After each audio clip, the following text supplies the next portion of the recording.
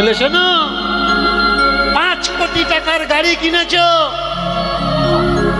5 কোটি টাকার গাড়ি, কিন্তু 2 টাকার হাওয়া যদি চাকায় না থাকে চলবে?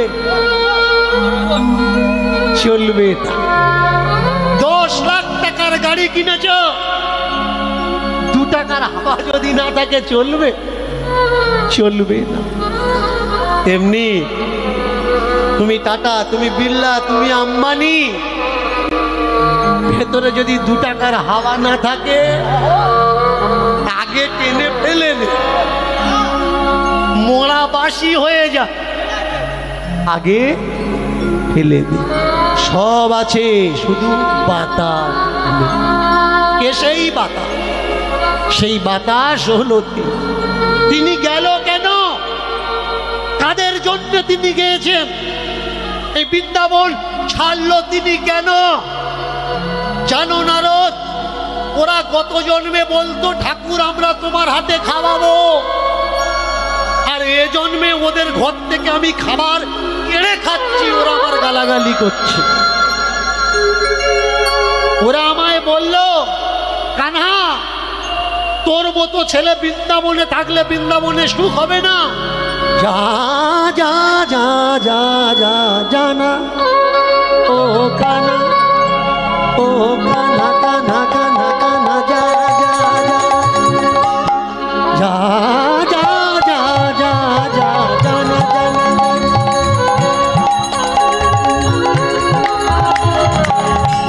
ও কানা, ও কানা, ও কানা, যা যা যা যা যা যা যা যা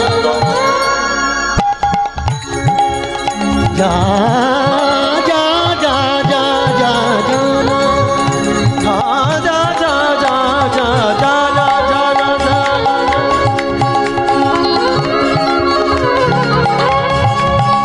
ও কানা, ও কানা, তু জানা, তু যা যা যা যা যা যা যা যা কানা কানা। কাদের জন্য গেল? গোপিনীদের জন্য। আর এই গোপিনীদের ভিতরে যিনি শ্রেষ্ঠ গোপিনী, মনোলোভা, রূপবতী, গুণবতী, ভালোবাসতে বাসতে ভালোবাসার চরম সীমায় যখন মেয়েরা পৌঁছে যায়, দেখবেন সে তখন আর ভালোবাসার মানুষটাকে যত্ন করে না, যত্ন করে। কারণটা কি?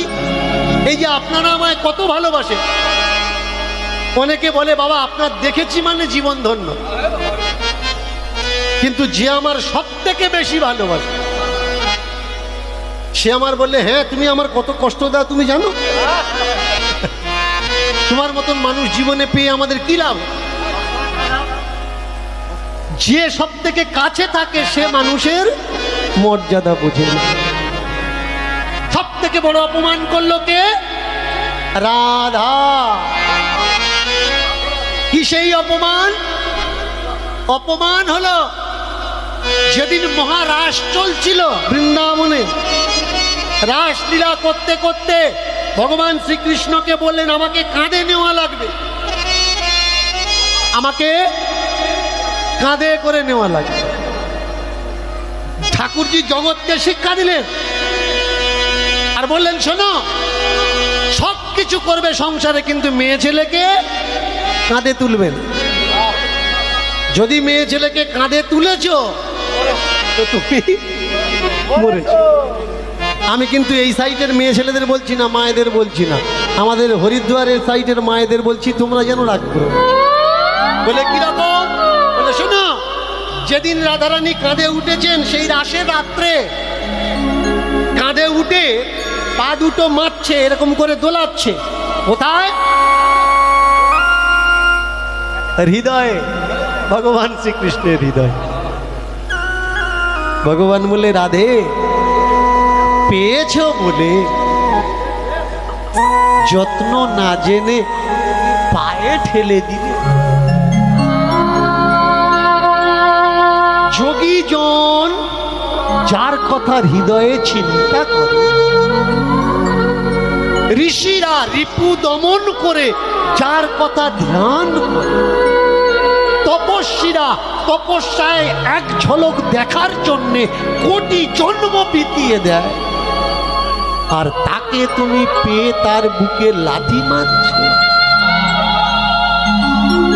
অন্তর ধ্যান হলেন ভগবান শ্রীকৃষ্ণ। এদের জন্যই তো বৃন্দাবন ছেড়েছেন তিনি। তাহলে কি বৃন্দাবন ছাড়ার জন্য তিনি এসেছিলেন? আসেননি। একটা মানুষ সংসার থেকে কেন চলে যায়? কেন শ্বশুর শাশুড়ি বাবা মা তারা বলে তোরা তোদের মতো করে খা, তোদের সংসারে আমরা থাকবো না? যখন যত্ন কমে যায়, কর যত্নের পরিমাণ বেশি হয়ে যায়, তেমনি তখন সংসারের কর্তারা বলে যে যারটা সেই তার সামলা, আমরা আমাদের মতো খাই। তাই ভগবান শ্রীকৃষ্ণ চলে গেছেন। এবার গোপী জনাদের যে দুঃখ, ভাগবত দশম স্কন্ধ যখন আপনি ভাগবত দেখবেন, গোপী গীত বিরহ গীত আপনি পড়বেন। সেই গোপীদের বিরহ গীত প্রকাশ করলো উদ্ধবের সম্মুখে গোপীগণ। হে উদ্ধব, দেখো তাকে ছেড়ে আমরা কত দুঃখী, কত যন্ত্রণা পাচ্ছি, কত কষ্ট পাচ্ছি। হায় হায় হায়, এই জন্যে কষ্ট পেয়ে চলে গেছে।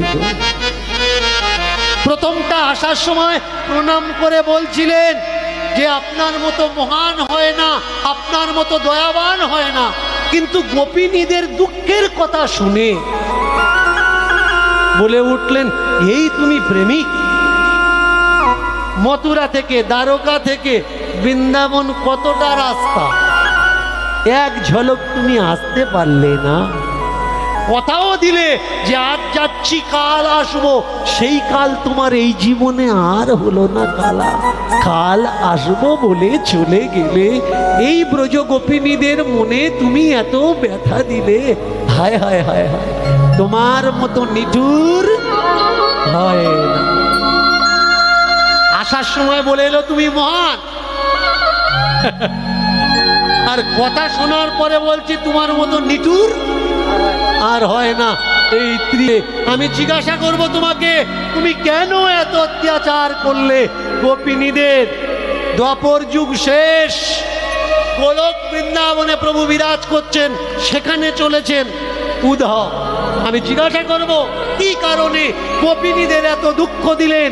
সেই গোলক বৃন্দাবনের দরজায় দাঁড়িয়ে আজকের কে দাঁড়িয়ে হলো ললিতা,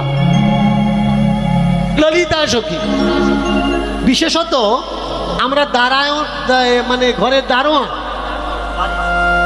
দারোয়ান কাদের বানাই? আমি কলকাতা দিয়ে মাঝে মধ্যে যাই, আসা যাওয়া পরে আমাদের কলকাতার ভিতর থেকে দেখি কিছু কিছু সিকিউরিটি গার্ড আছে, পেট কি পিঠ বোঝা যায়, মানে একেবারে শুকনো,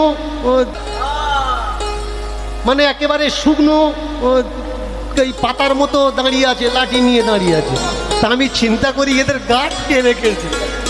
কেউ যদি এসে ধাক্কা মারে, ও তো ওই জায়গায় কাত হয়ে যাবে। গার্ড রাখার দরকার কাদের মতো? বলিষ্ঠ, বলমিয়া, দীর্ঘকায়, লম্বা গার্ড। গার্ড দেখে লোক ভয় পেয়ে চলে যাবে, তবে তো কাকে গার্ড রেখেছে আজকের ভগবান? গার্ড রেখেছে ললিতাকে। সবার থেকে মাথা উঁচু লম্বা ললিতা। আর ললিতাকে দেখলে, ললিতা হচ্ছে মুখরা সখী ছিল, তুমি একটা বলবে ও তোমার মুখের উপরে 5টা ছেড়ে দেবে।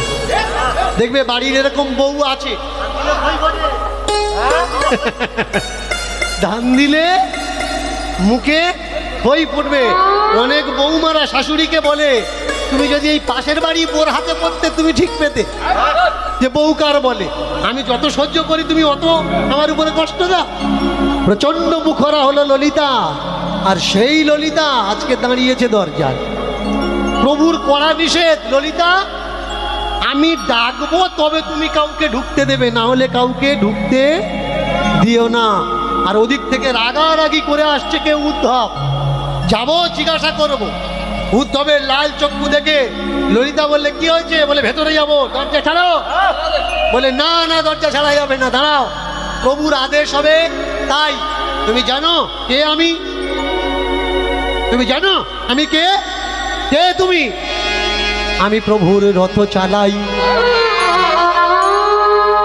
প্রভু যেখানে যায় আমাকে নিয়ে যায়, আমি প্রভুর ড্রাইভার, রথের ড্রাইভার। রাস্তা ছাড়ো। ললিতা বলে না, যেতে দেবো না। বলে রাস্তা ছাড়ো, না যেতে দেবো না। রাস্তা ছাড়ো, না যেতে দেবো না। ধাক্কা মারিল ললিতা,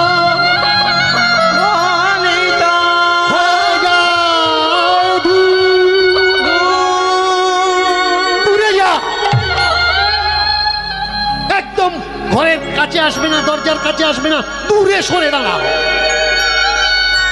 ধাক্কা মেরে ফেলে দিয়েছে, একেবারে উল্টে পড়েছে পিছন ভাই। কে উদ্ধব? ললিতা, এত বড় স্পর্ধা তোর, তুই আমাকে ধাক্কা মেরে ফেলে দিলি, আমি তোকে অভিশাপ দিচ্ছি। তুই যমনের ঘরে মর্ত্যলোকে জন্মাবি। ললিতা বললে তুই আমায় অভিশাপ দিলি? শোন, আমি তোকে অভিশাপ দিচ্ছি, মর্ত্যলোকে তুই অন্ধ হয়ে জন্মাবি। ভগবান আস্তে আস্তে দাঁড়িয়েছে দরজার দ্বারে। হ্যাঁ রে, তোরা ঝগড়াঝাটি করছিস কেন? উদ্ধব বললে সেই আসলে যখন এত লেট করে কেন, হয়েছে কি? বলে যা হওয়ার তো হয়ে গেল। ও আমায় অভিশাপ দিয়েছে, আমি নাকি অন্ধ হয়ে জন্মাবো মর্ত্যধামে। বলে অন্ধ হয়ে পৃথিবীতে যাওয়া ভালো। কেন? পৃথিবীতে দেখার মতো কিচ্ছু নেই। বাবা ছেলেকে দেখে না, ছেলে বাবাকে দেখে না, মেয়ে মাকে সহ্য করতে পারে না, একটা যা আর একটা যাকে সহ্য করতে পারে না। সংসারে দেখার মতো কিচ্ছু নেই। অন্ধ হয়ে যাওয়াই সব থেকে ভালো। আচ্ছা জানো প্রভু, ও আমার অভিশাপ দিল আমি যমনের ঘরে জন্মাবো। বললে বেশ। আমি চিন্তা করছিলাম যে আমার কথা জগতে মানুষের কাছে জানাবে। শোনো উদ্ধব, তুমি জন্মাবে দিল্লির ফরিদাবাদ, তোমার নাম হবে সূর্যদাস। বর্তমানে পর্যন্ত সূর্যদাসের 1 লক্ষের উপরেও পথ পাওয়া যায়, ভগবানের উপরে লেখা ভজন পাওয়া যায়, সূর্যদাসের ভজন। এই সেই সূর্যদাস। গত জন্মে কে ছিল? উদ্ধব। এই সূর্যদাসের সঙ্গে ললিতা তোমার যেদিন সাক্ষাৎ হবে পৃথিবীতে, সেদিন তুমি সূর্যদাসের থেকে আগে আমার কাছে চলে এসো। এবার তুমি যা। বেশ বেশ। এবার মর্ত্যধামেতে আসি জনম লভিল। এবার মর্ত্যধামেতে আসি জনম লভিল। এবার মর্ত্যধামেতে আসি জনম লভিল। এবার মর্ত্যধামেতে আসি জনম লভিল। মর্ত্যধামেতে আসি জনম লভিল। এবার মর্ত্যধামেতে আসি জনম লভিল। এবার মর্ত্যধামেতে আসি জনম লভিল। এবার মর্ত্যধামেতে আসি জনম লভিল। সুখেরই সংসার আর সুখে বসবাস। সুখেরই সংসারে আর সুখের বসবাস। সুখেরই সংসার